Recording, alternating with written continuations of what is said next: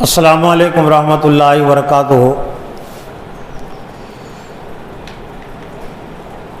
الحمد للہ نحمدہ ونستعینہ ونستغفرہ ونؤمن بہ ونتوکل علیہ۔ قال اللہ تعالی فی القرآن المجید والفرقان الحمید۔ فاعوذ باللہ من الشیطان الرجیم، بسم اللہ الرحمن الرحیم۔ وذکر فإن الذکریٰ تنفع المؤمنین۔ وقال النبی صلی اللہ علیہ وسلم لن یشبع المؤمن من خیر یسمعہ حتی یکون منتہہ الجنہ۔ معزز و محترم مولانا تفضل حسینی عمری صاحب اورنگ آباد، مولانا عطاء اللہ محمدی امام و خطیب مسجد عابدہ آکوٹ، تمامی حاضرین اجتماع اور جلسہ، یہ دارالعلوم اشاعت القرآن کا 22واں اجتماع عام اور سالانہ جلسہ عام ہے، جس میں ہم اس وقت شریک اور جمع ہیں۔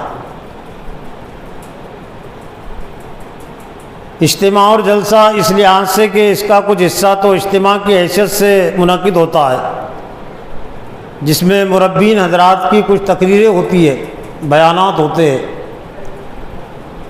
اور کچھ حصہ دارالعلوم اشاعت القرآن کے تعلیمی مظاہرے پر مشتمل ہوتا ہے، جس کو ہم جلسے عام کہتے ہیں۔ تو دارالعلوم اشاعت القرآن کے قیام ہی سے لے کر اب تک اجتماع کی حیثیت بھی رہی ہے اور سالانہ جلسے کی حیثیت بھی رہی ہے، بلکہ شروع کے 10-11 سالوں تک اجتماع الگ ہم منعقد کرتے تھے، اس لیے کہ سالانہ جلسہ شہر پوست کی مسجد اقصی میں منعقد ہوتا تھا، یہاں عمارت نہیں تھی، تو سالانہ جلسہ تو مسجد اقصی پوست میں ہوتا تھا شروع کے 10-11 سالوں تک، اور اجتماع عام یہ دارالعلوم اشاعت القرآن کی جگہ پر منعقد ہوتا تھا۔ لیکن گزشتہ 5-6 سالوں سے اجتماع اور جلسہ ہم نے ساتھ ہی میں منعقد کرنے کا فیصلہ کیا ہے۔ سالانہ جلسہ تو عشاء کے بعد ہی ہوتا تھا، عشاء کے بعد سے گئے رات کے ایک بڑے حصے تک وہ چلتا تھا، لیکن چونکہ اس میں اجتماع بھی شامل ہے، اس لیے اس کو ظہر کے بعد سے شروع کرتے ہیں۔ اگرچہ دن میں عصر سے پہلے ذرا شرکت کم ہوتی ہے، لیکن پھر بھی جو اجتماعات اور جلسے ہوتے ہیں وہ تعداد پر منحصر نہیں ہوتے۔ تعلیم اور تربیت کا جو کام ہے وہ کیفیت پر مبنی ہے، اور پھر اس میں ایک سہولت یہ ہے کہ اگرچہ اس وقت شرکت کم ہے، لیکن دارالعلوم اشاعت القرآن کے قیام سے لے کر اب تک ہم نے تمام اجتماعات اور تمام جلسوں کا ویڈیو بھی ہم نے بنانے کا نظم کیا ہے، اور 2 چینل ہیں، ایک دارالعلوم اشاعت القرآن کے نام سے اور یہ خود میرے نام سے۔ تو ابھی تک جتنے بھی اجتماعات ہوئے ہیں، جتنے جلسے ہوئے ہیں، وہ سب کے سب یہ 2 چینلوں پر ڈالے ہوئے ہیں، دارالعلوم اشاعت القرآن کے نام کے چینل پر اور خود میرے نام کے چینل پر۔ اور ایک طرح سے ہم اس ادارے کی خصوصیت بھی کہہ سکتے ہیں کہ دارالعلوم اشاعت القرآن کا جو پہلا سالانہ جلسہ تھا 2004 میں منعقد ہوا تھا، وہ آج بھی چینل پر ڈالا ہوا ہے، جس میں مہمان مربی کے طور پر ڈاکٹر جاوید مکرم صاحب کا خطاب تھا، وہ آج بھی اس پر موجود ہے۔ اس وقت جو اس موقع سے جو خطابات ہوں گے، جو تقریریں ہوں گی، تو الحمدللہ وہ بھی یہ دونوں چینلوں پر یہ بیانات تقریریں ڈالی جائیں گی۔ تو اب میں زیادہ وقت نہیں لیتے ہوئے، اس وقت ہمارے درمیان میں جو 2 مہمان مربی تشریف فرما ہیں، اور عصر کے بعد کے حصے میں ہم دونوں ہی سے استفادہ کریں گے، جن میں سب سے پہلے مولانا عطاء اللہ محمدی، جو ہمارے بہت دیرینہ قدیم رفیق ہے اور دارالعلوم اشاعت القرآن کے بھی بہت پرانے مہمان مربی ہے، اس سے پہلے بھی کئی مرتبہ یہاں ان کی آمد ہو چکی ہے۔ ہم شکر گزار ہیں کہ ہماری دعوت پر انہوں نے لبیک کہا ہے۔ تو مولانا محترم اس موقع سے ہمارے سامنے درس قرآن دیں گے۔ درس قرآن کے لیے میری اپنی تذکیر توجہ کے لیے، آپ کی تذکیر توجہ کے لیے میں نے مناسب سمجھا تھا، مولانا نے بھی اس کو مناسب سمجھا۔ سورہ لقمان کا جو دوسرا رکوع ہے، جس میں حضرت لقمان کی بہت جامع اور اہم نصیحتیں ہیں اپنے بیٹے کے لیے، اور ضمناً اللہ تعالیٰ کی طرف سے والدین کے حقوق سے متعلق بہت جامع نصاب اور پروگرام ہے۔ تو مولانا عطا اللہ محمدی صاحب یہ سورہ لقمان کے دوسرے رکوع کی روشنی میں ہمارے سامنے درس قرآن دیں گے۔ محترم سے گزارش ہے کہ وہ آئے اپنے درس کا آغاز کرے۔ السلام علیکم ورحمۃ اللہ وبرکاتہ۔ ان الحمد للہ نحمده ونستعینه ونؤمن به ونتوکل علیہ ونعوذ باللہ من شرور انفسنا وسیئات اعمالنا، من يهده الله فلا مضل له ومن يضلل فلا هادي له، واشهد ان لا اله الا الله وحده لا شريك له، واشهد ان محمدا عبده ورسوله، اما بعد، اعوذ باللہ من الشیطان الرجیم، بسم اللہ الرحمن الرحیم۔ یا ایہا الذین آمنوا اتقوا اللہ حق تقاتہ ولا تموتن الا وانتم مسلمون۔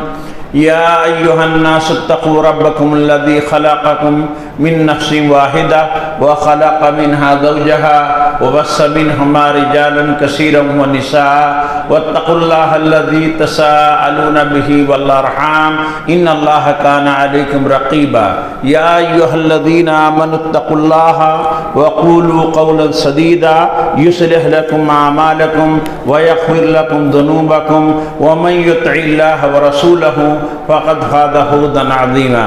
وإن أصدق الحديث كتاب الله وخير الهدي هدي محمد صلى الله عليه وسلم وشر الأمور محدثاتها وكل محدثة بدعة وكل بدعة ضلالة وكل ضلالة في النار۔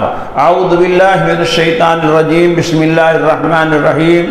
وَلَقَدْ آتَيْنَا لُقْمَانَ الْحِكْمَةَ أَنِ اشْكُرْ لِلَّهِ وَمَنْ يَشْكُرْ فَإِنَّمَا يَشْكُرُ لِنَفْسِهِ وَمَنْ كَفَرَ فَإِنَّ اللَّهَ غَنِيٌّ حَمِيدٌ۔ وَإِذْ قَالَ لُقْمَانُ لِابْنِهِ وَهُوَ يَعِظُهُ يَا بَنِيَّ لَا تُشْرِكْ بِاللَّهِ إِنَّ الشِّرْكَ لَظُلْمٌ عَظِيمٌ۔ وَوَصَّيْنَا الْإِنسَانَ بِوَالِدَيْهِ حَمَلَتْهُ أُمُّهُ وَهْنًا عَلَى وَهْنٍ وَفِصَالُهُ فِي عَامَيْنِ أَنِ اشْكُرْ لِي وَلِوَالِدَيْكَ إِلَيَّ المصير۔ وَإِنْ جَاهَدَاكَ عَلَىٰ أَن تُشْرِكَ بِي مَا لَيْسَ لَكَ بِهِ عِلْمٌ فَلَا تُطِعْهُمَا وَصَاحِبْهُمَا فِي الدُّنْيَا مَعْرُوفًا وَاتَّبِعْ سَبِيلَ مَنْ أَنَابَ إِلَيَّ ثُمَّ إِلَيَّ مَرْجِعُكُمْ فَأُنَبِّئُكُم بِمَا كُنتُمْ تَعْمَلُونَ۔ يَا بُنَيَّ إِنَّهَا إِن تَكُ مِثْقَالَ حَبَّةٍ مِّنْ خَرْدَلٍ فَتَكُنْ فِي صَخْرَةٍ أَوْ فِي السَّمَاوَاتِ أَوْ فِي الْأَرْضِ يَأْتِ بِهَا اللَّهُ إِنَّ اللَّهَ لَطِيفٌ خَبِيرٌ۔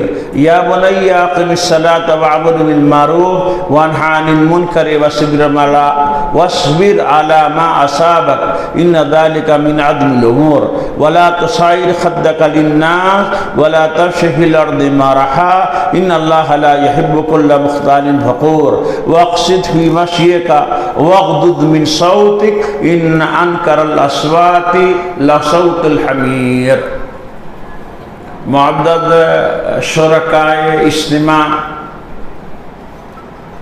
دارالعلوم اشاعت القرآن کے سالانہ اجتماع میں آپ لوگوں کے یہاں پر حاضری کو اللہ سے دعا کرتا ہوں کہ اللہ تعالیٰ قبول کرے، اور مفتی صاحب کو اللہ تعالیٰ مزید حوصلہ دے کہ اس ادارے کو مزید اور ترقی کی راہ پر گامزن کرے۔ یہ میری خوش نصیبی ہے کہ کئی سالوں سے اس ادارے کے نشیب و فراغ سے واقف رہا ہوں، لیکن افسوس کا مقام یہ رہا کہ گزشتہ 3 سال سے میں یہاں کے اجلاس عام میں یا اجتماع عام میں شریک نہیں ہو سکا، چونکہ حالت تراویح میں میرے اوپر فالج کا حملہ ہوا تھا، جس کی وجہ سے بولنے میں بھی کافی تکلیف تھی اور اعضاء اور جوارے بہت سارے کام نہیں کر رہے تھے۔ لیکن اللہ کا شکر ہے، اللہ کا احسان ہے کہ میں ابھی آپ لوگوں کے سامنے اپنی بات کر رہا ہوں، اور مجھے یقین ہے کہ آپ لوگ میری بات کو ابھی سمجھ بھی رہے ہوں گے کہ میں کیا بول رہا ہوں۔ یہ اللہ رب العالمین کا شکر اور احسان کے بعد آپ لوگوں کی دعاؤں کا اثر ہے کہ الحمدللہ میں اس لائق ہوا کہ دوبارہ بھلے تھوڑی سہارے کے ساتھ، تھوڑی کمی کے ساتھ، مگر اپنے معافی زمین کو ادا کرنے کے لائق بن گیا۔ یہ اللہ رب العالمین کا شکر ہے، اللہ کا احسان ہے، اور آپ تمام لوگوں کی دعاؤں کا اثر ہے۔ میں اس موقع پر جو مدرسے کے سالانہ علامتی تعلیمی مظاہرے کی مناسبت سے یہ پروگرام منعقد ہوتا ہے، حقیقت اس کو آپ مانیے تو سالوں سال بہت سارے لوگوں کو اس کا انتظار ہوتا ہے۔ اس میں سے ایک ہم بھی ہیں جو ہم انتظار کرتے ہیں کہ وہ دن وہ گھڑی آئے گی جب ہم لوگ وہاں پر شریک ہوں گے۔ مسلسل کئی سالوں سے ہم نے یہاں شرکت کی، لیکن افسوس یہ رہا کہ گزشتہ 3 یا 4 سال سے شرکت کا موقع اللہ کی توفیق سے نہیں ملا۔ بہرحال میں اللہ سے دعا کرتا ہوں کہ اللہ تعالیٰ اس ادارے کو مزید ترقی دے، اور یہاں پر جو کام لیا جا رہا ہے اللہ تعالیٰ اس روشنی سے اس علاقے کو روشن فرمائے، اور مفتی صاحب کو اللہ تعالیٰ بہترین جانشین مقرر کرے جو اس ادارے کو اور اونچی بلندی اور مقام پر لے جائے۔ میری دعائیں اور تمنائیں ساتھ ہے۔ حاضرین کرام، آپ نے مفتی صاحب کی زبان سنا کہ حضرت لقمان علیہ السلام کی ایک نصیحت ہے جو انہوں نے اپنے بیٹے کو کیا تھا۔ آپ صرف اندازہ لگائیے کہ حضرت لقمان علیہ السلام کی نصیحت کتنی اہم ہے کہ اللہ رب العالمین نے قرآن مجید میں اس کا ذکر کیا ہے۔ اس سے یہ بات سمجھ میں آتی ہے کہ وہ باپ کیسا تھا جس نے اپنے بیٹوں کو اتنی قیمتی بات بتائی کہ اللہ رب العالمین نے اس کو قرآن میں بیان کیا، نبی اکرم صلی اللہ علیہ وسلم کے قلب اطہر پر اس کو نازل کیا، اور امت محمدیہ کو اس نصیحت کو پڑھنے میں ثواب کہا، اور کہا اس میں تمہارے لیے عبرت ہے، تمہارے لیے نصیحت ہے، تمہارے لیے زندگی کا سامان ہے۔ بڑے ہی افسوس کی بات ہے کہ آج امت کا قرآن سے جو تعلق ہونا چاہیے وہ نہیں، جو قرآن مجید والی قوم ہونی چاہیے وہ نہیں دکھائی دیتی ہے۔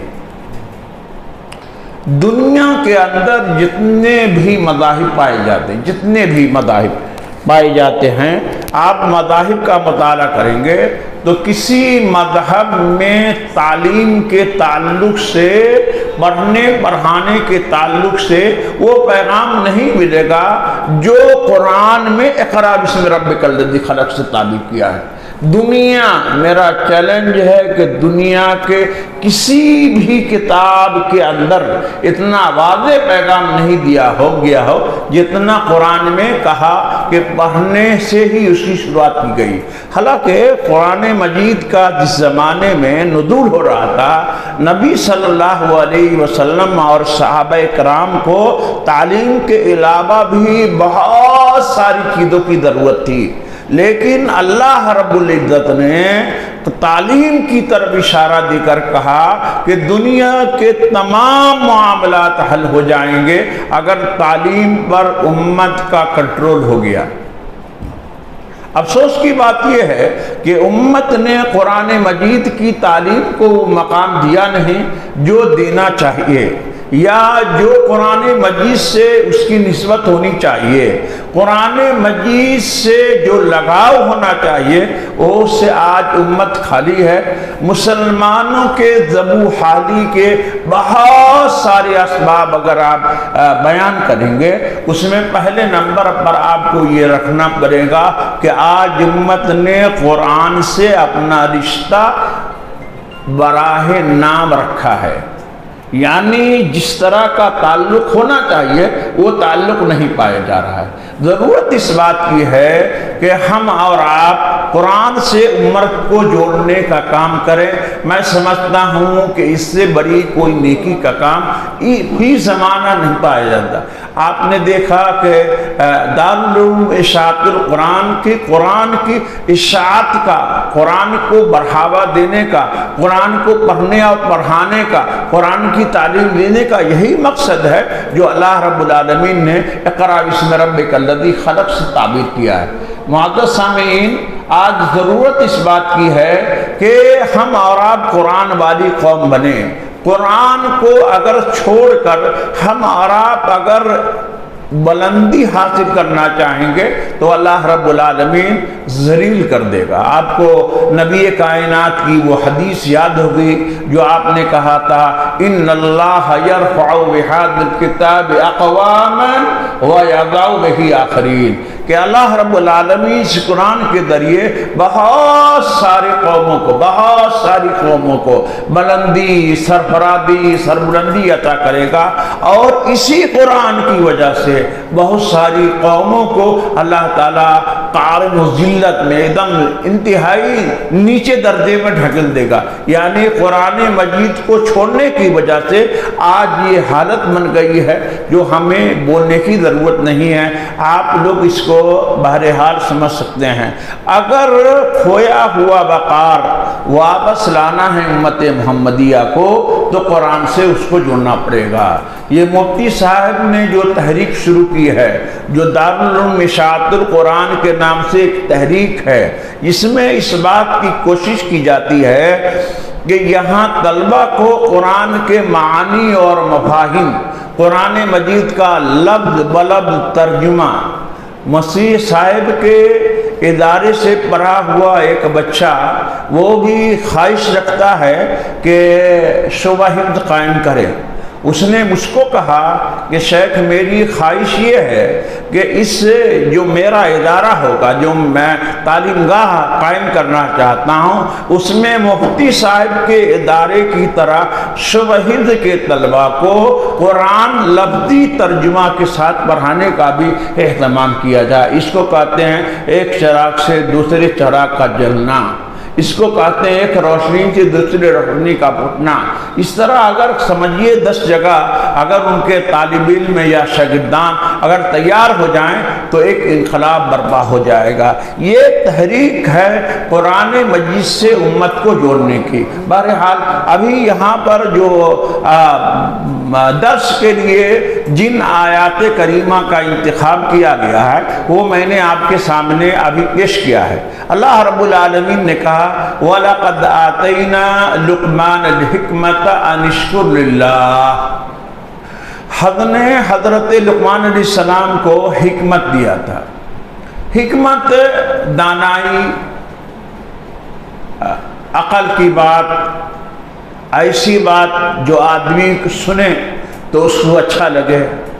حکمت کی بہت ساری تعبیر کی گئی ہے، اور اہل علم نے یہی کہا کہ حکمت نبوت کے معنی میں بھی ہے۔ اللہ رب العالمین نے بہت ساری جگہ پر وَلَقَدْ آتَيْنَا دَاوُودَ زَبُورًا، مختلف مقام پر مختلف نبیوں کے لیے بھی اللہ رب العالمین نے استعمال کیا ہے۔ تو حکمت یہاں پر حضرت لقمان علیہ السلام کو بردباری، عقل مندی، دانش مندی اللہ رب العالمین نے عطا کیا تھا۔ اللہ رب العالمین نے ارشاد فرمایا وَلَقَدْ آتَيْنَا لُقْمَانَ الْحِكْمَةَ، کہ ہم نے لقمان علیہ السلام کو حکمت عطا کیا تھا، دانائی عطا کیا تھا۔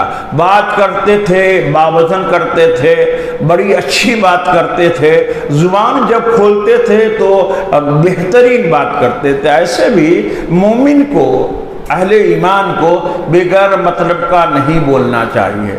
اللہ کے رسول صلی اللہ علیہ وسلم کی حدیث ہے، حضرت عبداللہ بن عباس رضی اللہ تعالیٰ عنہ اس حدیث کے راوی ہیں، اور امام ابن ماجہ رحمۃ اللہ علیہ نے اپنی سنن میں اس کو ذکر کیا ہے کہ اکثر خطایا بنی آدم علی لسانہ، کہ اللہ کے نبی صلی اللہ علیہ وسلم نے کہا کہ ابن آدم کے زیادہ تر گناہ کے کام اس کی زبان کی وجہ سے ہوں گے، زیادہ تر گناہ جو ہے زبان کی وجہ سے ہوں گے۔ اس لیے اہل ایمان کو کوئی بات کرنے سے پہلے 100 مرتبہ سوچنا چاہیے کہ ہماری زبان سے یہ لفظ جو نکل رہا ہے کیا اس کا معنی مفہوم ہم سمجھ رہے ہیں، یا کسی کے دل کو چھید تو نہیں ہو جائے گا۔ یہ بات کا خیال رکھنا ضروری ہے۔ اللہ رب العالمین نے کہا انشکر للہ، کہ کیا کہا؟ انشکر للہ، کہ حضرت لقمان علیہ السلام کو اللہ رب العالمین نے کہا کہ اللہ رب العالمین کا شکریہ ادا کرو۔ شکریہ کیا ادا کریں گے؟ اللہ رب العالمین کی کبریائی، اللہ کی تعظیم، اللہ رب العالمین کا نام، اللہ رب العالمین کے نام کا شکریہ ادا کرنے والے بہت تھوڑے بندے ہوتے ہیں۔ قرآن میں اللہ رب العالمین نے دوسرے مقام پر کہا وَقَلِيلٌ مِّنْ عِبَادِيَ الشُّكُورُ، کہ ہمارے بندوں میں سے بہت کم قلیل تعداد میں یہ شکر گزار بندے ہوتے ہیں۔ شکر گزاری کیا ہے؟ اللہ کے نبی صلی اللہ علیہ وسلم نے کہا کہ یہ مومن کا بہت جامع ہتھیار ہے، کہ اگر کوئی اچھائی نصیب ہوتی ہے، کوئی اچھائی نصیب ہوتی ہے، جیسے آپ کو کوئی خوشی لائق ہو گیا ہے، تو آپ کیا کرتے ہیں؟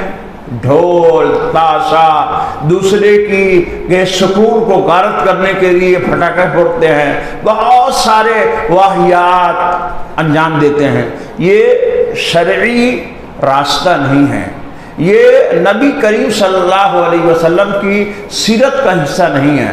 آپ نے کیا کہا کہ مومن جو ہوتا ہے اگر اس کو کوئی اچھائی لائق ہوتی ہے تو اللہ رب العالمین کا شکریہ ادا کرتا ہے، اچھائی میں شکر گزار بنتا ہے۔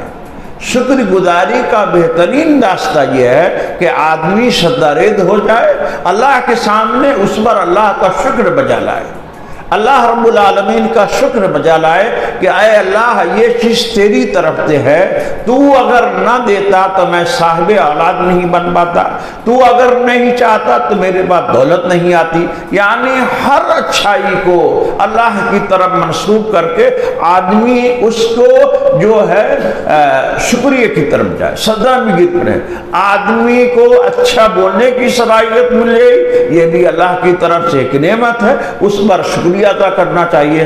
ہر اچھائی پر جو انسان کو اللہ کی طرف سے ملے اس پر اللہ کا شکر ادا کرنا چاہیے، اور شکر گزاری کا بہترین راستہ یہ ہے کہ اللہ کے ساتھ سجدہ ریز ہو جائے، اللہ کے سامنے سجدے میں چل جائے۔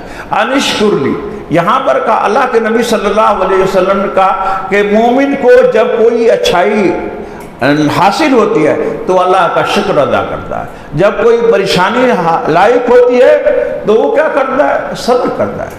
وَلَيْسَ ذَلِكَ لِأَحَدٍ إِلَّا لِلْمُؤْمِنِ، یہ ایمان والوں کے علاوہ کوئی دوسرا آدمی ایسا نہیں کر سکتا ہے، یہ صرف ایمان کی چاشنی ہے جو اس کو مجبور کرتی ہے کہ اللہ رب العالمین کا اچھائی پر شکریہ ادا کیا جائے، اور جب کوئی پریشانی مصیبت آئے تو اس پر صبر کیا جائے۔ اللہ کے نبی صلی اللہ علیہ وسلم نے کہا کہ مصیبت پریشانی میں ایک مومن آدمی جو ہوتا ہے وہ نکھر کر سامنے آتا ہے۔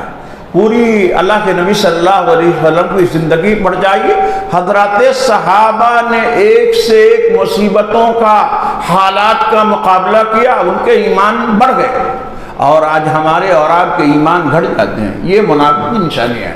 منافق کوئی حالات کو دیکھ کر گھبرا جاتا ہے، ہر آواز کو سمجھتا ہے کہ میرے ہی خلاف ہے، نہیں، ایمان والوں کی یہ نشانی نہیں۔ یہاں پر کہا گیا کہ اللہ رب العالمین نے ان کو حکمت عطا کیا اور کہا انشکر للہ، اللہ کی شکر گزار بندو۔ یہ اللہ رب العالمین کی شکر گزاری کرنا یہ بہت بڑی نعمت ہے۔ ہر نعمت پر، ہر کام پر، ہر اچھائی پر اللہ رب العالمین کا شکریہ ادا کرنا چاہیے۔ اللہ کا جو حق ہے وہ اللہ کی طرف منسوب ہونا چاہیے۔ آج ہمارے سماج اور معاشرے میں قرآن کے اس پیغام کو نہ سمجھنے کی وجہ سے بہت سارے لوگ ایسی حرکات و سکنات بھی کر جاتے ہیں جس سے اللہ رب العالمین کی الوہیت میں ایک طرح سے دھبا لگ جاتا ہے۔ اس لیے ضرورت اس بات کی ہے کہ ہر اچھائی کو اللہ کی طرف منسوب کیا جائے اور اللہ کا شکر ادا کیا جائے۔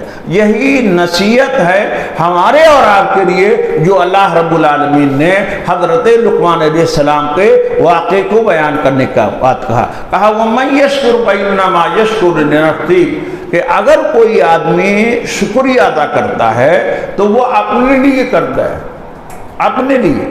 یعنی ساری چیزوں کا اگر خلاصہ سمجھیے گا تو انسان کی ذات ہی فائدے کے لیے ہوتی ہے۔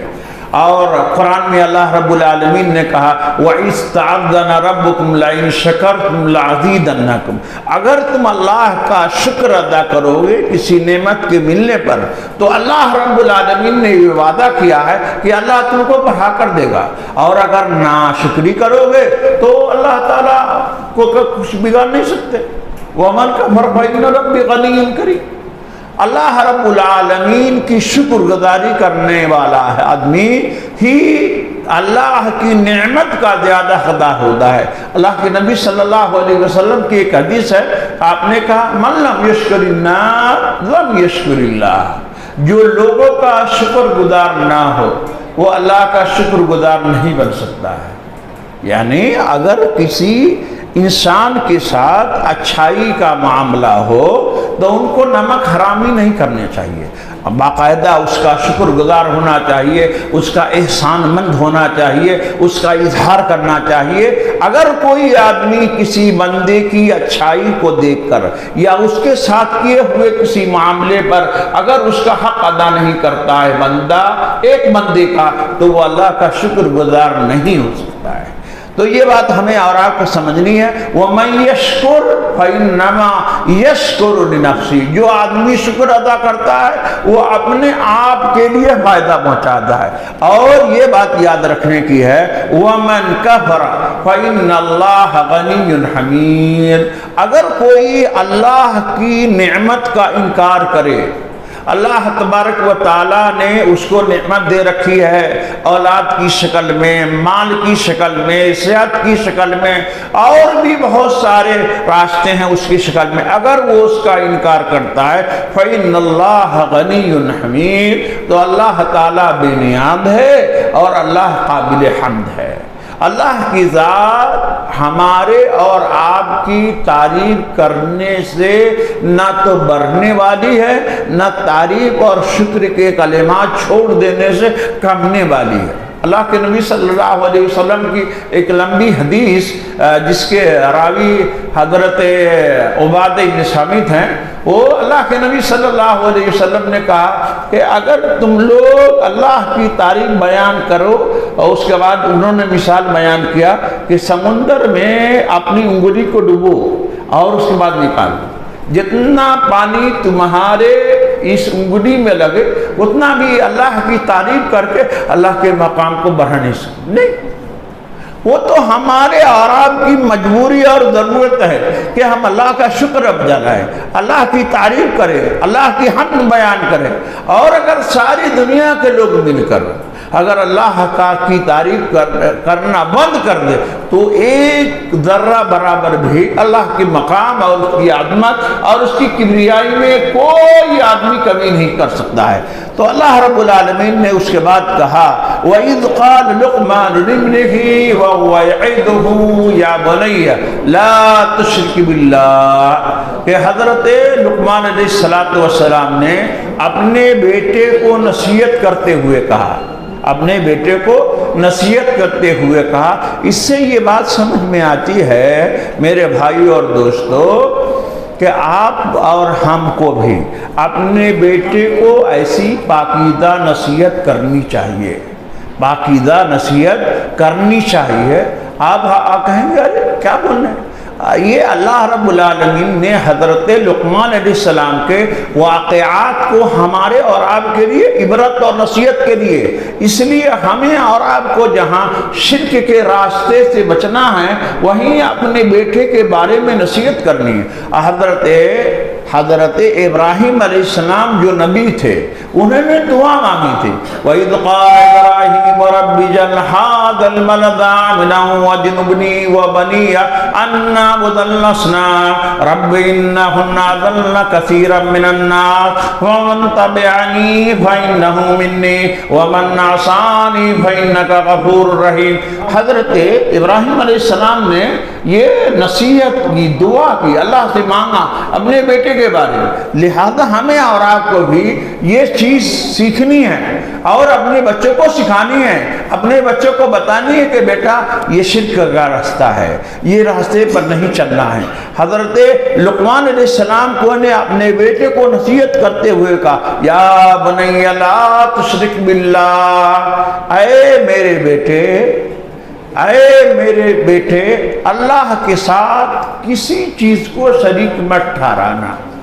ہاں، اللہ کا مقام آج جو حالات بنے ہوئے نا، حالات جو بنے ہوئے ہیں، اگر پوری دنیا کا جائزہ لیا جائے اور اس کے علاج کی ترکیب نکالی جائے تو پوری دنیا کے لوگوں کو ایک پیغام دینے کی ضرورت ہے کہ اس حالات میں اللہ کا جو مقام ہے، اللہ کی جو عظمت ہے، اللہ کا جو کچھ حق ہے وہ حق اللہ کو دیا جائے۔ بس یا بنی لا تشرک باللہ، یہ جتنے بھی پریشانی کا سامنا ہمارا آپ کر رہے ہیں نا، وہ اللہ کے مقام کو ہم لوگوں نے سمجھا نہیں ہے، یا جس طرح حق ہے اللہ کا، جو اللہ کا حق ہے وہ حق ہمارا اپنے دینا بند کر دیا ہے۔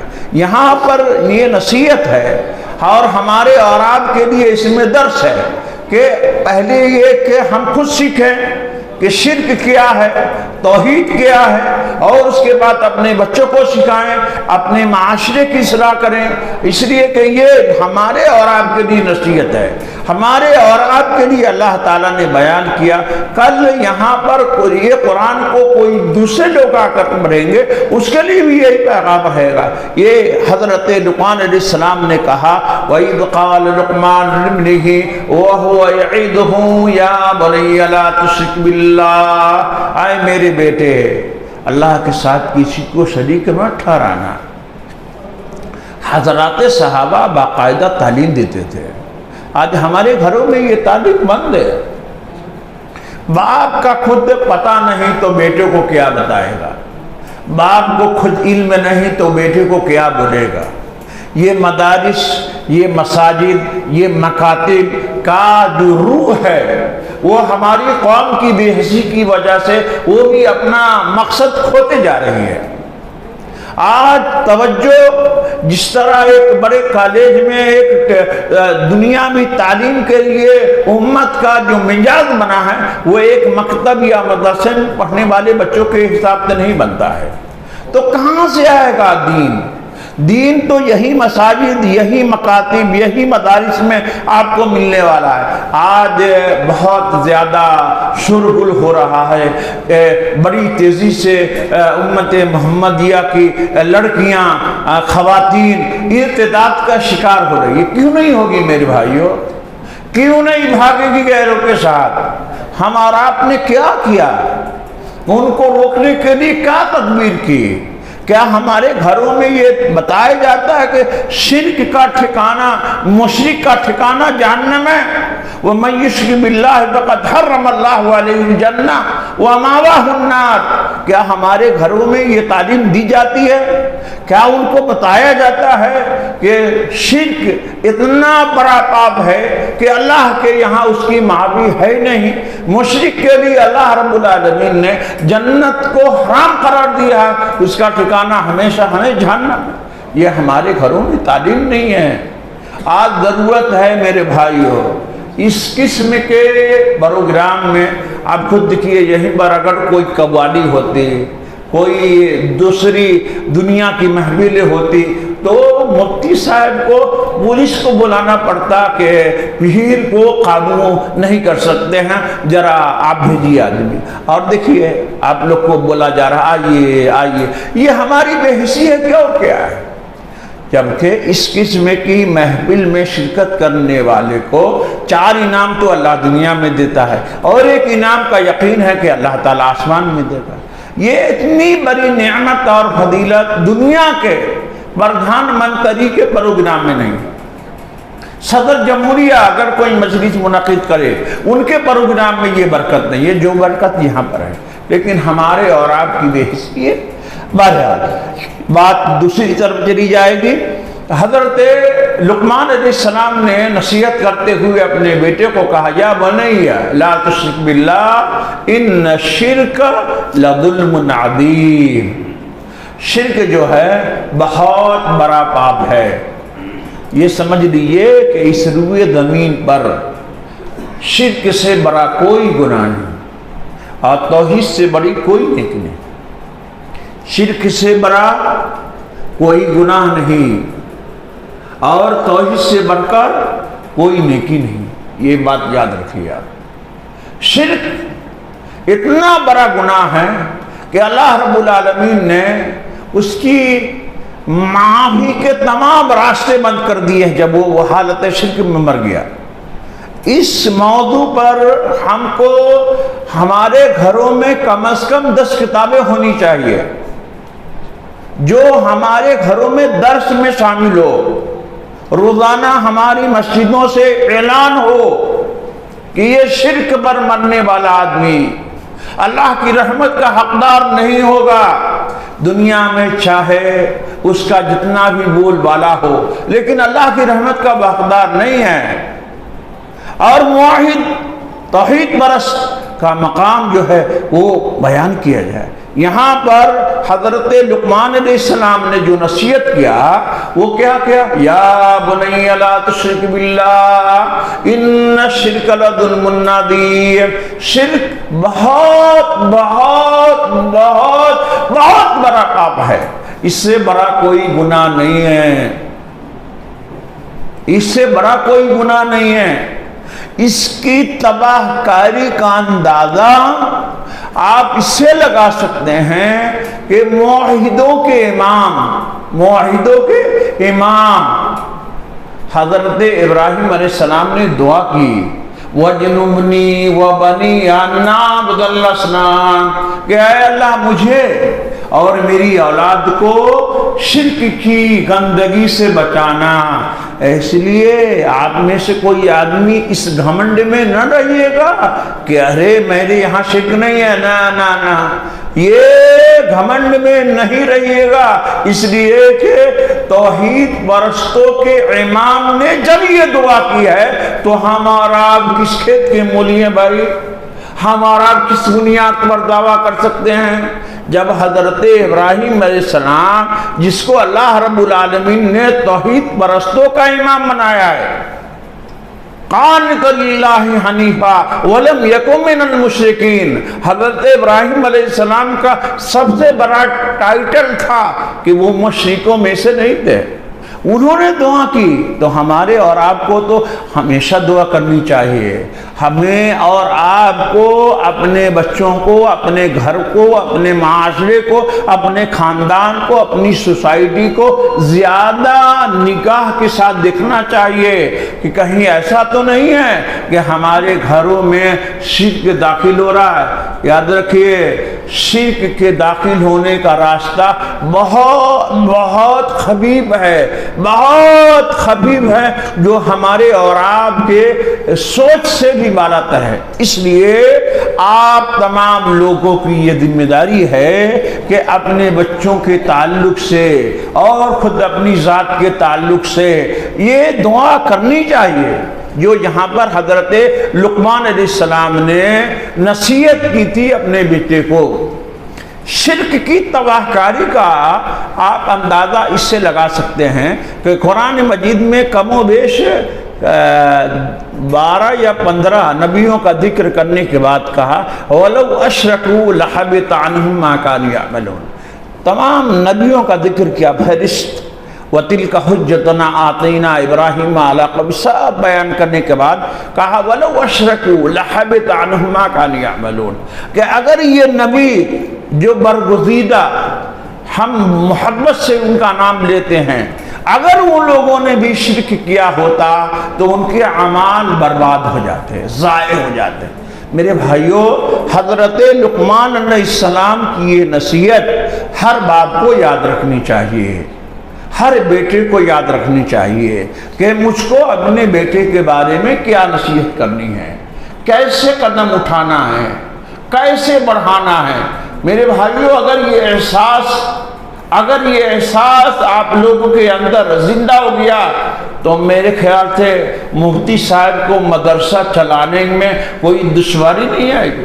نہیں، اگر یہ احساس ہو گیا کہ یہاں پر یہ سبق سکھایا جاتا ہے کہ مشرک کا ٹھکانہ جہنم ہے اور توحید پرستوں کا ٹھکانہ جو ہے اللہ کی مرضی کے ساتھ جنت ہے، تو مفتی صاحب کو کچھ کرنا نہیں پڑے گا۔ لیکن افسوس یہ ہے کہ یہ سبق ہمارے اور آپ کے ذہن و دماغ میں تازہ ہی نہیں ہوتا، ہمارے اور آپ کے یہاں یہ رہتا بستا ہی نہیں ہے۔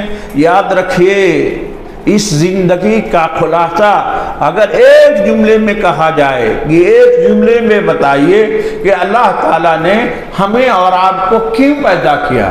تو ہمیں اور آپ کو اس لیے پیدا کیا کہ ہم ایک اللہ واحد کی عبادت کریں، اس کے دین کو خالص کرتے ہوئے، بس۔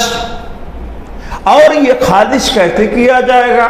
وہ نبی کائنات جناب محمد رسول اللہ صلی اللہ علیہ وسلم کی زندگی میں پورا نمونہ موجود ہے کہ اللہ کو کیسے ماننا ہے۔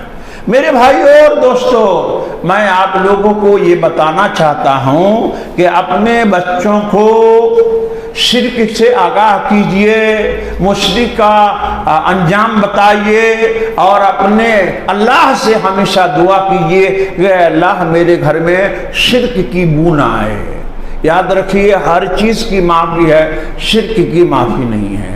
یہ اتنا بڑا پاپ ہے، اس کے لیے کبھی موقع ملے گا تو انشاءاللہ میں بتاؤں گا کہ یہ کتنا بڑا پاپ ہے۔ یہ بہرحال اس کے بعد کہا ان شرک لظلم عظیم، یہاں تک ایک برائے کی بات ہوئی، اور اس کے بعد کہا وَوَصَّيْنَا الْإِنسَانَ بِوَالِدَيْهِ، کہ اللہ رب العالمین نے اپنا مقام و مرتبہ بیان کرنے کے بعد کہا اس روئے زمین پر وَقَضَىٰ رَبُّكَ أَلَّا تَعْبُدُوا إِلَّا إِيَّاهُ وَبِالْوَالِدَيْنِ إِحْسَانًا، کہ تمہارے رب نے یہ فیصلہ کیا ہے کہ ایک اللہ کی عبادت کی جائے گی، ایک اللہ کی، اور اللہ کی عبادت کا مفہوم اگر سمجھ میں آ گیا، اس کے بعد ماں باپ کو مقام دینا ہے، ماں باپ کو، ماں باپ۔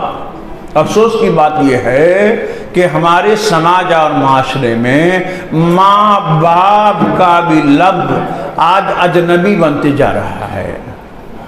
ماں باپ کو جس نظریے کے ساتھ ایک بچے کو دیکھنا چاہیے وہ بھی ختم ہوتے جا رہا ہے۔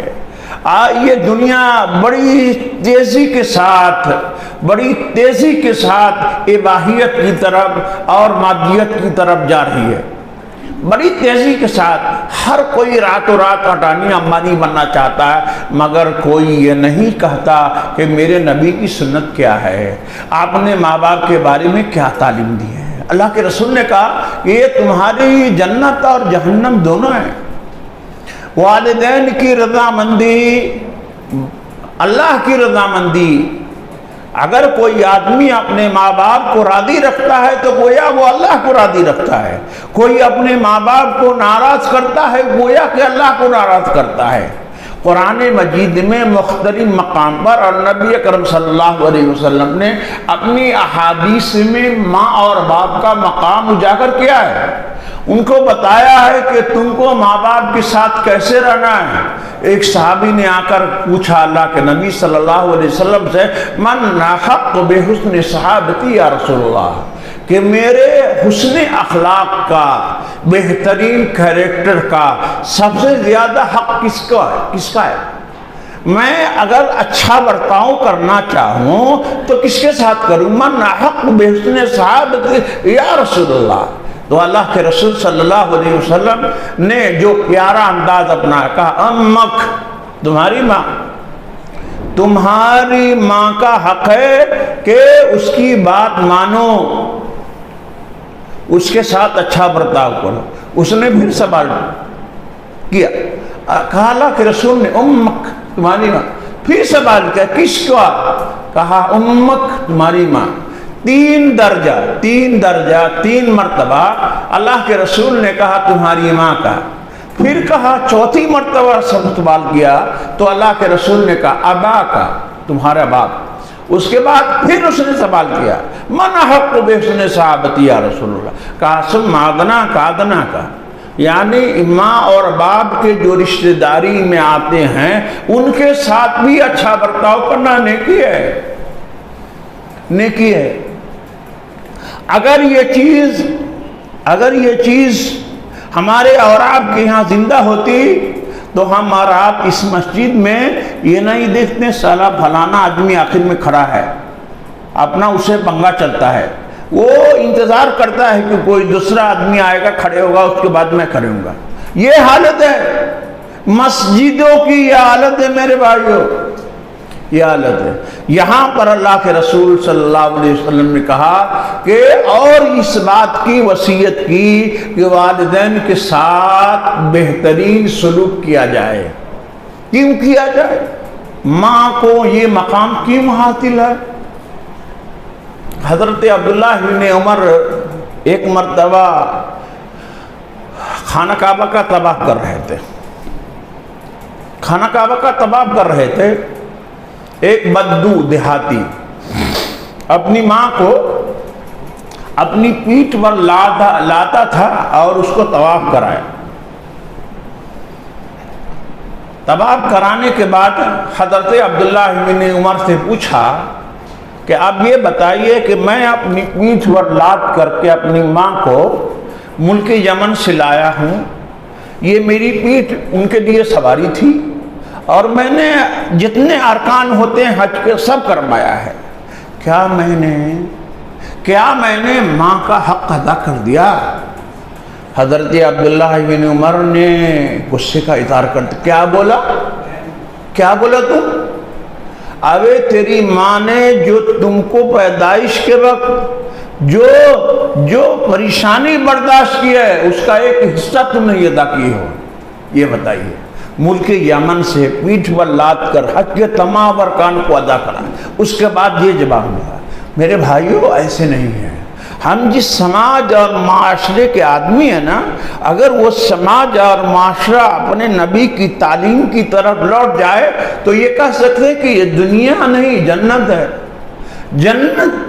جنت یہ ایسا معاشرہ تشکیل دیا اللہ کے رسول نے جو معاشرہ دنیا میں رہ کر جنت نما بن گیا۔ لیکن افسوس آج ہمارے اور آپ کی دین پسندی نے ان تمام باتوں کو ختم کر دیا ہے۔ ذرا ٹائم بھی بتائیے گا، ابھی ہمارا آدھا بھی نہیں ہوا ہے۔ اس کے بعد اللہ رب العالمین نے کہا حملت امہ وہنا علی وہن، کہ ماں جو ہے وہ حمل کو اٹھاتی ہے، وہ برداشت کرتی ہے تکلیف کو۔ بچے چھوٹے ہوتے وہن علی وہن، کمزوری سے طاقت کی طرف، کمزوری سے اور کمزوری۔ وَفِصَالُهُ فِي عَامَيْنِ، اور 2 سال تک اس کو دودھ پلاتی ہے. شاید آپ لوگ میں سے بہت سارے لوگ نہ سمجھ سکے، گونڈا بستی کے ایک بہت بڑے مفسر قرآن عبدالقیوم بصری صاحب تھے.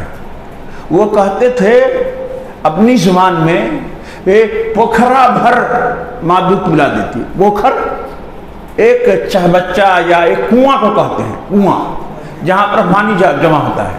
کہتے ہیں کہ ایک ماں اپنے بچے کو اس سے زیادہ دودھ پلاتی ہے.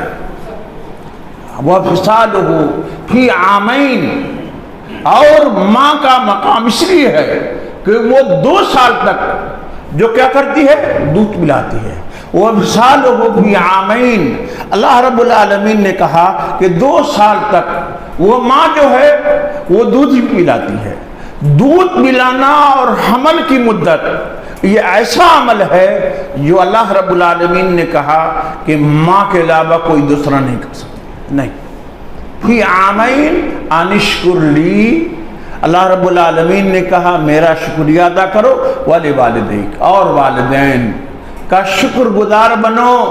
قرآن مجید نے مختلف مقام پر اور 15ویں پارے میں کہا کہ ماں باپ کے سامنے ایک دم اپنے پروں کو پھیلا دو، ایک دم عاجزی کا اظہار کرو، ایک دم عاجزی، ذرہ برابر اونچی آواز میں بات نہیں ہونی چاہیے، ایک دم نہیں.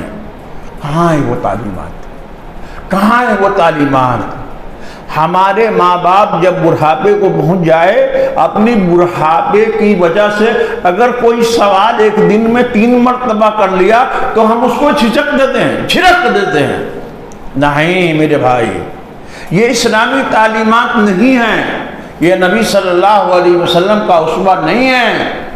اللہ رب العالمین نے کہا کہ ماں کا مقام اس لیے زیادہ ہے کہ وہ حمل کی پیریڈ کو برداشت کرتی ہے، وہ تکلیف سے تکلیف اٹھاتی ہے، 2 سال تک بچوں کو دودھ پلاتی ہے، 2 سال تک بچوں کو دودھ پلاتی. انشکر لی، اور اس کے آگے کہا کہ میرا شکریہ ادا کرو، اور والدین کا بھی اللہ رب العالمین نے حکم دیا. اور اس کے بعد کہا اور یاد رکھو، کیا یاد رکھنا ہے؟ الی المصیر، سارے لوگوں کا. دیکھیں اگر یہ لفظ اگر سمجھ لیں، الی المصیر، لوٹ کر اللہ کے پاس ہی جانا ہے، آخری انجام اللہ کے پاس ہے.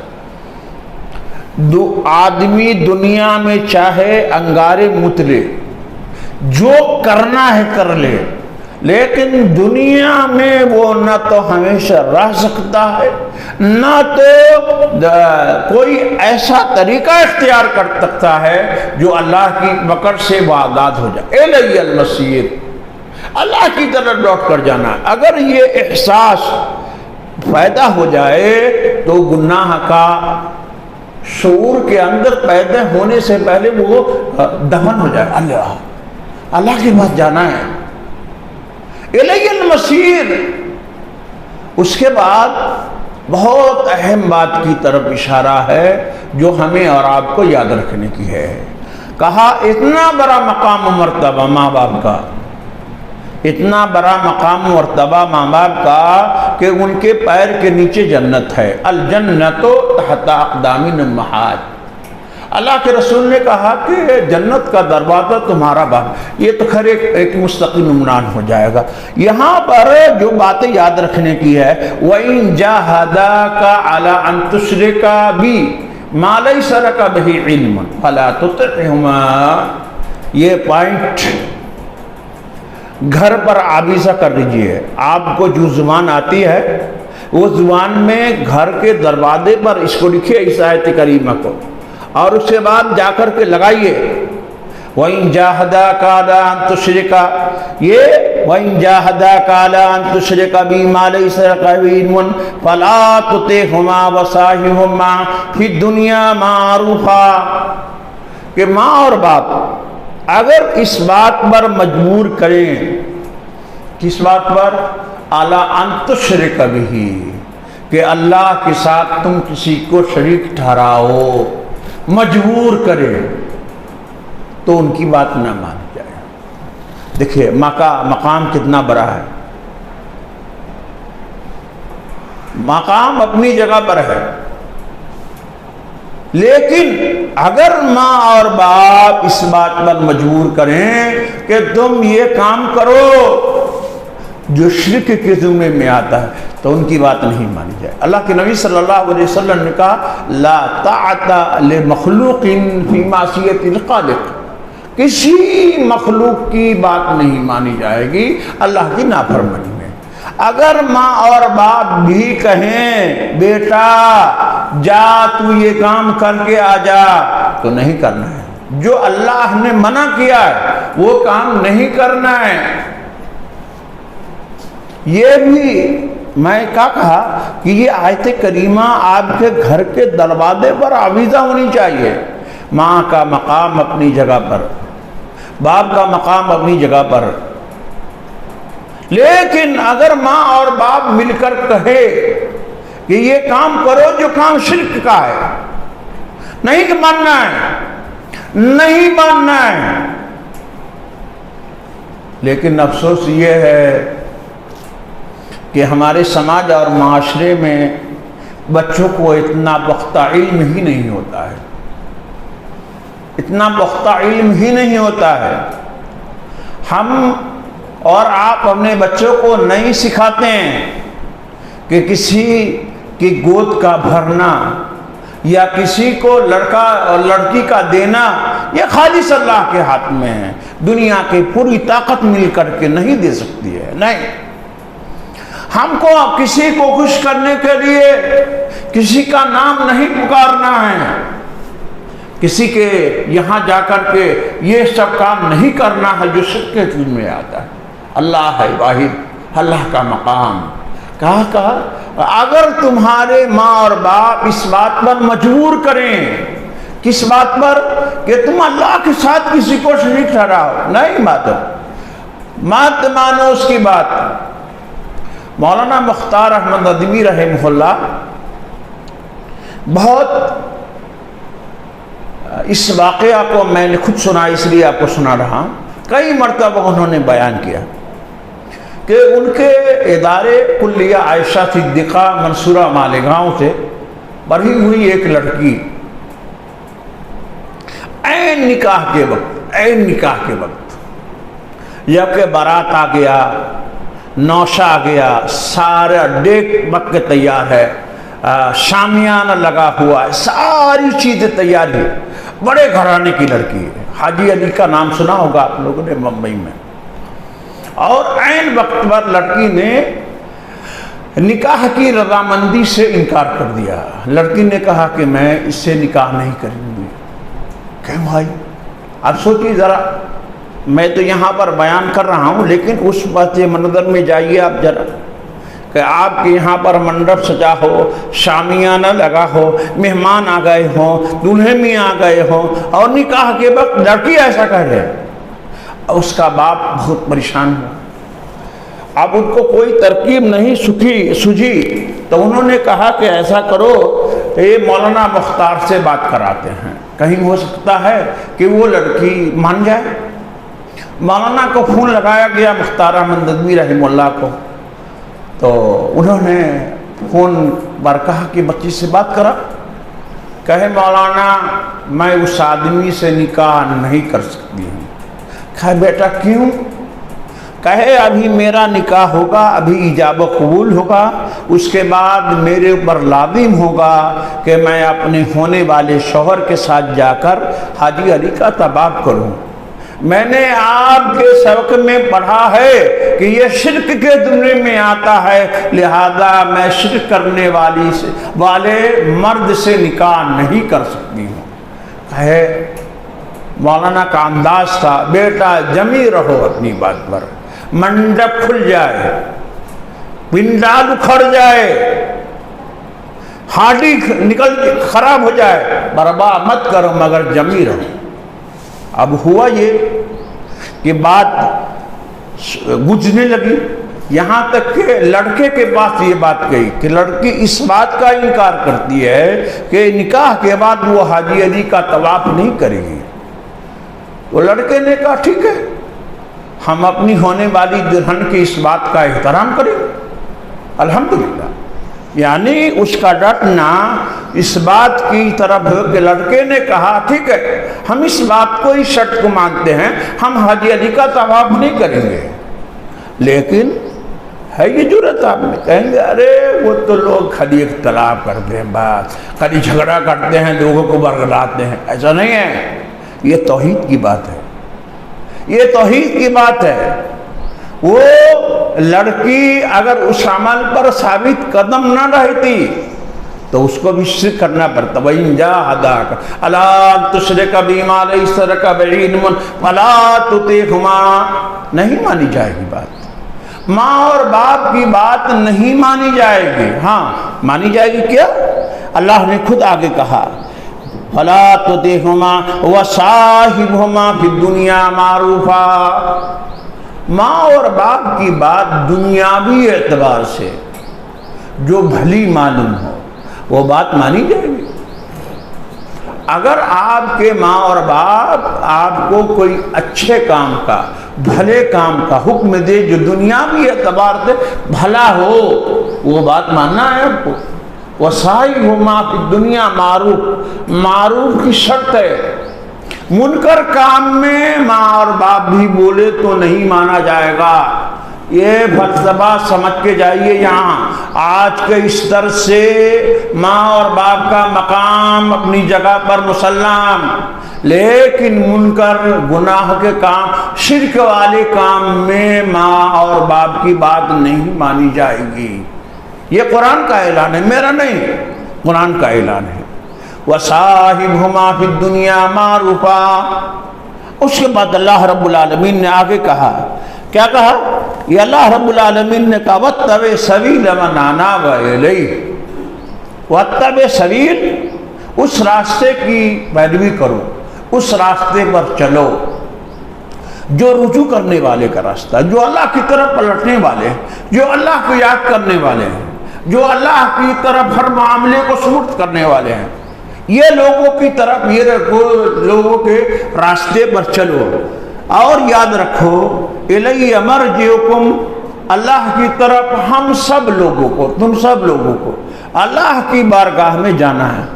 ثم فأنبئکم بما کنتم تعملون، اللہ بتائے گا کیا کرتے تھے دنیا میں۔ اللہ سے کوئی چیز پوشیدہ نہیں ہے، یاد رکھو۔ ہمارے دلوں کی دھڑکن کو اللہ تعالیٰ جانتا ہے، اللہ سے کوئی چیز پوشیدہ نہیں۔ آج یہ کہتے ہیں نا یہ سوشل میڈیا، یہ واٹس ایپ، یہ فیس بک، یہ فنا یہ فنا، ایک جملہ یاد رکھیے، ایک جملہ، دنیا جیسے جیسے بالغ ہوگی، بالغ مطلب ترقی کرے گی، ویسے ویسے اللہ کی بات اور نبی کی تعلیمات مضبوط ہوگی، مضبوط۔ یہ اس کا سائنس کا کوئی کمال نہیں ہے، یہ اللہ کے کلام کی معنویت اور نبی کی پیشن گوئی ہے کہ ایسا ہوگا۔ ہم لوگ مرعوب ہو جاتے ہیں، ارے کچھ نہیں، اللہ نے کہا، اللہ بتائے گا کیا کرتے تھے۔ آج کا یہ ریکارڈر بتائے گا 10 سال 20 سال کے بعد کہ میں نے یہاں پر کیا دس دیا تھا، یہ تو دنیا کی بات ہے۔ اللہ نے کہا جبکہ اس کو لوگ جانتے نہیں تھے، سوشل میڈیا کا دور نہیں تھا، کسی کے ہاتھ میں موبائل نہیں تھا، یہ تو ابھی کی ایجاد ہے، انکشافات ہیں۔ اللہ تعالیٰ نے 1447 سال پہلے کہا ایسا ایسا ہوگا، آج ہو رہا۔ اللہ تعالیٰ بتائے گا کیا کرتے تھے، کیا کرتے تھے۔ اللہ کو ہم رشوت دے کر اپنے فیور میں نہیں لے سکتے، یاد رکھیں۔ یہ دنیا کا معاملہ ہے جہاں سب کچھ چلتا ہے، چل جاتا ہے، اللہ کی عدالت میں یہ سب چلنے والا نہیں ہے۔ اس کے بعد سنیے، اس کے بعد کہا یا بنی انہا ان تکو مثقال حبۃ من خردل فتکن فی صخرۃ او فی السماوات او فی الارض یأت بہا اللہ ان اللہ لطیف خبیر۔ حضرت لقمان علیہ السلام نے اپنے بیٹے کو نصیحت کیا، ہے کوئی بیٹا باپ ایسا جو اپنے بیٹے کو اس طرح سمجھائے؟ کتنے پیاری بات ہے، کیا انداز ہے. باپ ایسا ہو، باپ ایسا ہو جو اپنے بیٹے کو نصیحت کرے، بیٹا ایسا کرنا، ایسا نہیں کرنا. اور کیا تعلیم دے رہے؟ یا بنی انہا ان تک مثقال حبۃ من خردل، حبۃ من خردل انتہائی باریک ذرات کو کہا جاتا ہے. یاد رکھو، اپنے بیٹے کو کہہ رہے ہیں کہ اے میرے بیٹے اس بات کو یاد رکھو کہ اگر کوئی رائی کے دانے کے برابر بھی کسی چٹان میں کوئی چیز چھپی ہوئی ہے یا رکھی ہوئی ہے، او سماوات یا فی الارض یاتی بہ اللہ، یا آسمانوں میں یا زمین میں، اللہ تعالیٰ اس کو ظاہر کر دے گا، ظاہر کرے گا. جو اللہ تعالیٰ آسمان اور زمین اور چٹانوں کی باتوں کو ظاہر کرے، کیا تمہارے گناہوں کو وہ اللہ تعالیٰ نہیں ظاہر کرے گا؟ بے شک. ہمارا تو بڑے فخر سے بولتے ہیں ہاں بالکل یہ ہمارے رب کا کلام ہے. کیا مطلب؟ رب کا کلام کس لیے؟ سننے کے لیے؟ چٹخارا لے کر بیان کرنے کے لیے؟ نہیں، عمل کے لیے. عمل کے لیے. اللہ تعالیٰ نے کہا کہ امت محمدیہ کی حالت اسی وقت سدھرے گی جب وہ قرآن والی قوم بن جائے. قرآن آپ لوگ کو معلوم ہوگا کہ حضرت عائشہ صدیقہ رضی اللہ تعالیٰ عنہ سے ایک وقت نے آ کر سوال کیا کہ نبی صلی اللہ علیہ وسلم کے اخلاق کیسے تھے، آپ صلی اللہ علیہ وسلم کا کردار کیسا تھا. تو کہا کیا تم نے قرآن نہیں پڑھا؟ جو قرآن بتا رہا ہے وہ آپ کے اخلاق تھے. آپ صلی اللہ علیہ وسلم قرآن نے جو کچھ کہا ہے وہ آپ کے اخلاق تھے. اللہ بتائیے کہاں ہیں ہم لوگ؟ کہاں ہم لوگ تلاش کر رہے ہیں اپنے ایمان کو؟ اس قرآن نے. حضرت لقمان علیہ السلام نے کہا یا بنی انہا ان تک مثقال حبۃ من خردل فتکن فی صخرۃ او فی السماوات او فی الارض یأتی بہا اللہ ان اللہ لطیف خبیر. لطیف باریک بین، خبیر باریک سے باریک باتوں کی خبر رکھنے والا اللہ ہے. جو ہمارے ذہن و دماغ میں جو بات نہیں ہوگی وہ اللہ کے ریکارڈ میں وہ بات مضبوطی کے ساتھ محفوظ رہے گی. ان اللہ لطیف خبیر. اللہ کی عظمت کو، اللہ کے مقام مرتبہ کو سوچئے سمجھیے تو آپ کو بات سمجھ میں آئے گی. اس کے بعد اللہ رب العالمین نے حضرت لقمان علیہ السلام کے واقعات کو بیان کرتے ہوئے کہا یا بنی انہا یا بنی اقم الصلاۃ وامر بالمعروف وانہی عن المنکر واصبر علی ما اصابک ان ذلک من عزم الامور. کہ حضرت لقمان علیہ السلام نے اپنے بیٹے کو نصیحت کرتے ہوئے کہا اقم الصلاۃ، بیٹے نماز قائم کرو، نماز پڑھو، نماز پڑھو. میں یاکوٹ میں رہتا ہوں، کبھی کبھی مؤذن صاحب مائک میں بولتے ہیں ارے آ جاؤ رے آ جاؤ، کوئی اقامت کہنے والا نہیں، کوئی اقامت کہنے والا نہیں ہے فجر میں، کوئی اقامت کہنے والا نہیں ہے. یہ مؤذن صاحب بولنے پر مجبور ہوتے ہیں ارے آ جاؤ رے آ جاؤ آ جاؤ. اب بتائیے اتنی بڑی آبادی میں کوئی اقامت کہنے والا نہیں، اللہ کی رحمت آئی کیسے؟ حضرت لقمان علیہ السلام نے کہا یا بنی اقم الصلاۃ، اے میرے بیٹے نماز قائم کرنا، نماز پڑھتے رہنا. ایک باپ اسی وقت نصیحت کر سکتا ہے نا جب وہ خود نمازی ہو، تب نہ بیٹے کو کہے گا. جب باپ کہے تو بیٹا تو مسجد کا کیا کہیں. اللہ کے رسول کی ایک حدیث ہے کہ ایک زمانہ میری امت پر ایسا آئے گا جو اسلامی شاعر اور مقدسات کا نام خالی باقی رہ جائے گا، باقی رہ جائے گا. یہاں تک کہ بڑے اور بوڑھے کہیں گے ہاں یہ میں نے سنا تھا کبھی. وہی دور آ رہا ہے، وہی دور. ہمارے اور آپ کی بے حسی نے اسلام کو اجنبی بنا دیا ہے، دھندلا بنا دیا ہے. اسلام کی روشن اور تابناک تاریخ ہے جو ہمارے بچوں کے ذہن و دماغ میں نہیں اتر رہی ہے۔ یہ کیا کہا؟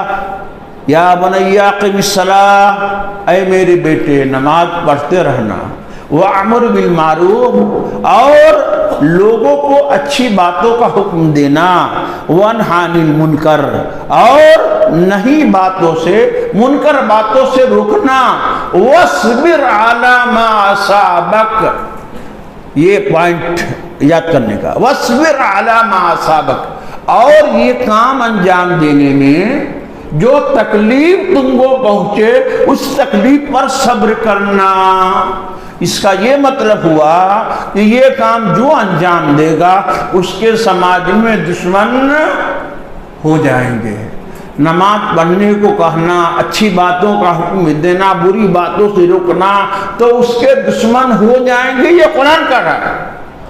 اگر کوئی آدمی یہ کام انجام دے رہا ہے اور اس کے دشمن نہیں بنتے ہیں تو اس کو اپنے رویے پر ریحرسل کرنے کی ضرورت ہے کہ نہیں، کہیں نہ کہیں جھول کھا رہے ہیں، ان کا دشمن پیدا ہونا یقینی ہے۔ قرآن کہہ رہا ہے وَاصْبِرْ عَلَى مَا أَصَابَكَ إِنَّ ذَلِكَ مِنْ عَزْمِ الْأُمُورِ، یہ بڑی ہمت کی بات ہے۔